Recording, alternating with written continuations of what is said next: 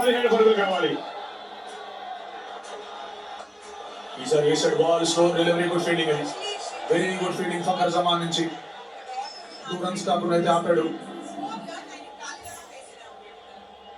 మొత్తం మ్యాచ్ కూడా చూస్తుంటే ఒక మంచి ఫీల్డింగ్ యూనిట్ కనిపించింది పాకిస్తాన్. ఒక క్యాచ్ డ్రాప్ అయింది, బట్ అపార్ట్ ఫ్రమ్ దట్ అన్ని కూడా చెప్పిన ఫీల్డింగ్ చాలా బౌండరీస్ అయితే అప్పుడు చెప్పారు ఇన్ ఫీల్డ్ లో.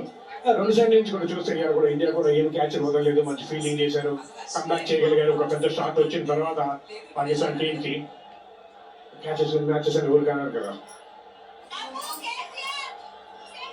ఒక హారిస్ తిలక్ వర్మ రన్అట్ చేయడానికి కొంచెం టైం తీసుకున్నాడు. వేల్ సరిగ్గా లేకపోయాడు, కొంచెం అడ్వాంటేజ్ ఏంటి తిలక్ రావడానికి.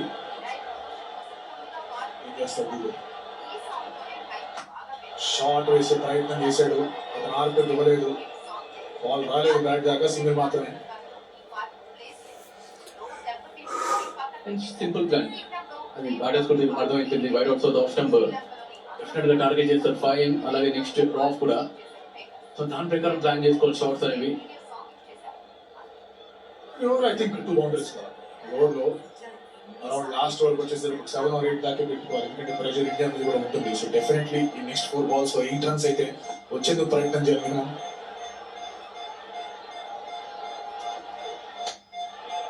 మళ్ళీ ఆన్ సైడ్ ఆడే ప్రయత్నం, సింగిల్ మాత్రమే. అదే కదా స్పెషాలిటీ చూస్తున్నాడు కదా, ఎక్కువ పేస్ ఉండదు, పేస్ తగ్గించి జస్ట్ షార్ట్ ఆఫ్ రన్స్ వేస్తున్నాడు. తెలుసు ఇండియన్ బ్యాటర్స్ తన వెనక వస్తారని. ఈ బాల్ ఏమన్నా బౌండరీ లైన్ బయటకు వెళ్తుందా? 9 balls 14 runs. అది వెళ్తున్నాడు కదా, తన వీల్ నష్టం చేస్తున్నాడు, రైట్ ఏరియా స్విచ్ చేస్తున్నాడు, బ్యాట్ మీద బాల్ రావట్లేదు. ఆకుండా ఉండాలంటే ఆ లెంత్ గురించి మాట్లాడుతున్నాం.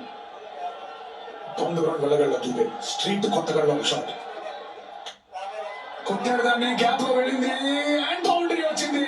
వెల్కమ్ బౌండరీ, ఇంపార్టెంట్ బౌండరీ, విజయానికి చేరువ చేసే బౌండరీ ఇది. తెలుగు గారు అక్కడ శివం డూబే చూడొచ్చు, ఆఫ్ స్టంప్ పై నుంచున్నాడు అండ్ నుంచిన స్టెప్ లేడు, అవుట్ సైడ్ ఆఫ్ స్టంప్ వెళ్ళాడు అక్కడ. బ్యాక్ ఆఫ్ లైన్ బాల్, మరొకసారి స్లో బాల్ చూడొచ్చు అక్కడ షెఫ్ అవ్వడం.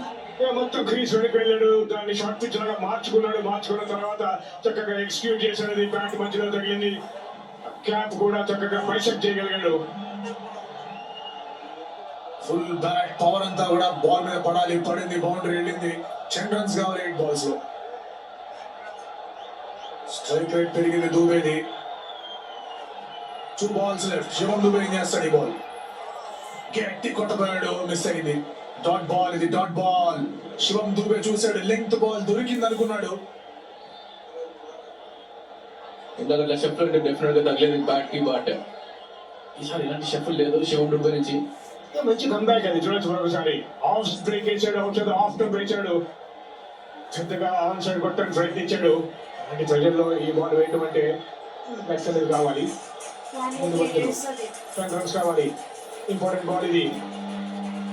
5 over ఫినిష్ అవుతుంది ఈ బాల్ తో. అలాగే పాకిస్తాన్ ఓవర్ రైట్ ఇష్యూస్ ఉన్నాయి కాబట్టి ఎక్స్ట్రా ఫిల్టర్ లోపలికి వస్తాడు నెక్స్ట్ ఓవర్. బట్ ఈ బాల్ శివం దుబే మ్యాజిక్ చేయగల. ఈ బాల్ ఏం చేస్తాడు శివం దుబే? స్లైస్ చేశాడు, టైమింగ్ సరిగా కుదరలేదు, డిస్టెన్స్ వస్తుందా? క్యాచ్ పట్టుకున్నాడు షాహిన్ షాఫ్. ఇది వాట్ ఆ ట్విస్ట్ ఇది.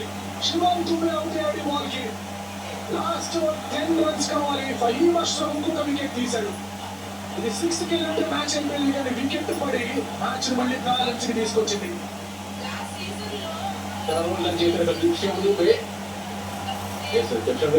చేయాల్సిన బౌలే సైడ్ చేయండి కొంచెం బ్యాట్ ఇచ్చిన చేతుల్లో, బట్ ఇది మాత్రం ఆ ప్రెషర్ లో మంచి క్యాచ్ సైడ్ ఫీల్డింగ్ నుంచి. శివుడు తన క్యామె తన రోల్ తను చాలా పర్టికులర్ గా చాలా అద్భుతంగా ఆడారని చెప్పుకోవచ్చు మనం. రీచ్ చేయలేకపోయాడు, బట్ తన రోల్ అద్భుతంగా ఆడారండి. 137 for 5. శివం దుబే అవుట్ అయ్యాడు.